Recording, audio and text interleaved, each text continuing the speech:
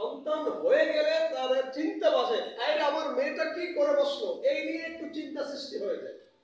আচ্ছা বাবা, একটু বলেন তো দেখি, বিবাহের আগে ছেলেও পার্কে যায়, মেয়েও পার্কে যায়, বিবাহের আগে আমি যে ছেলে মেয়েটার জন্য জীবনে এত রক্তক্ষয়ী যুদ্ধ সংগ্রাম করে, কত কষ্ট করে না খেয়ে ছেলে মেয়েটার জীবনযাপন করেছি, ছেলেটাও পার্কে যায়, ছেলেটাও মেসে থাকে, মেয়েটাও মেসে থাকে, ছেলেটাও বিভিন্ন দিবসে বোর্ডিং এ থাকে, মেয়েটাও বোর্ডিং এ থাকে।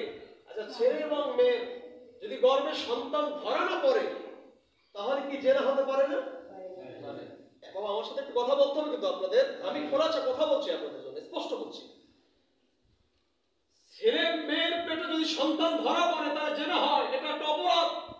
কিন্তু এর আগ পর্যন্ত সন্তান ধরা না পড়লে কি জেনা হয় না? কথা বলেন না, হয়নি? কিন্তু সমাজের মানুষের কাছে এত নোংরা হয়েছে সমাজ, যে সমাজের মানুষের কাছে এর আগ পর্যন্ত গুনাহটা গুনাহ মনে হয় না, এর আগ পর্যন্ত জেনাটা জেনা মনে হয় না, অপরাধটা অপরাধ মনে হয় না।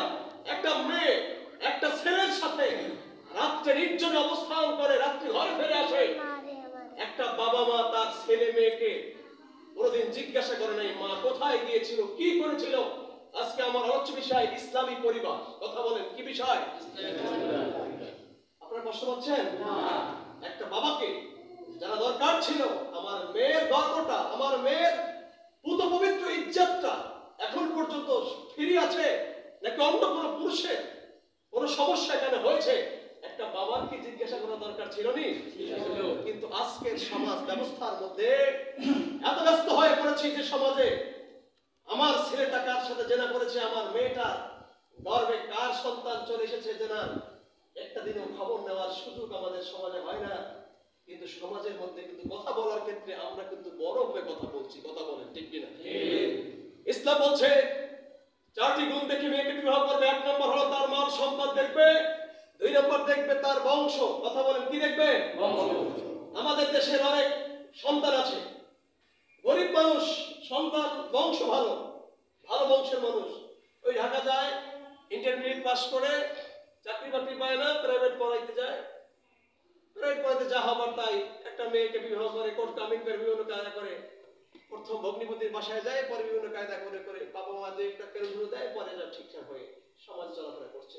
কিন্তু আসলে এই ধরনের অবস্থার বিবাহ কিন্তু সমাজের মধ্যে ভালো অবস্থানে কেউই নাই। একটা ভালো রক্তের ছেলে, ভালো পরিবারের সন্তান কখনোই যেখানেই যাক না কেন, সে একটা যদি সমস্যায় বেঁধে যায় সে অবশ্যই তার বাপ মাকে খবর দেবে আমি এই সমস্যায় পড়েছি।